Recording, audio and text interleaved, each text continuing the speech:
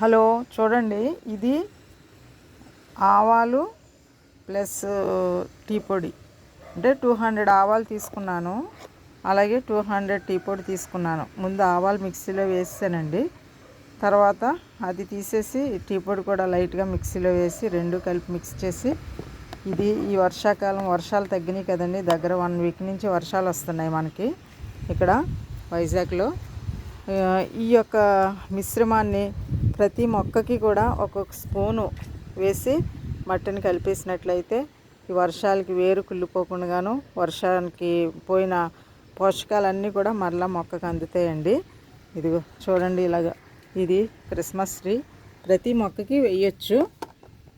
చూడండి, ఇలాగా ఒక ఒక ఒక స్పూను వేసేసి తర్వాత నేను అన్నిటికి ఇలా వేసుకుని వెళ్ళిపోయి తర్వాత దాన్ని మెల్లగా పెళ్ళగిస్తాను.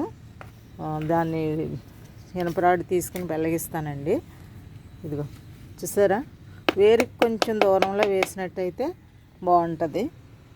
చూడండి, ఈ వర్షాలకి ఇలా చేసినట్లయితే కుండీల్లో ఉన్నటువంటి ఆ నీరు వల్ల మొక్కకి ఏ విధమైన పురుగు రాకుండాను, అలాగే నీరు వల్ల మొక్క కుళ్ళిపోకుండా బాగుంటుందండి. మీరు కూడా చేయొచ్చు ఈ యొక్క వర్షాకాలంలో. మరి ఎక్కువగా వర్షాలు వచ్చి చెట్లు కొంచెం పాడైపోతాయి కదా, నీరు నిలవ ఉండిపోయి. అలాంటప్పుడు మనం ఇది చేసినట్లయితే మనకి దగ్గర ఒక 20 డేస్ వరకు కూడా మొక్కలకి మరలా ఏ పోషకాలకు వేయక్కర్లేదు, వాటర్ తప్పించి.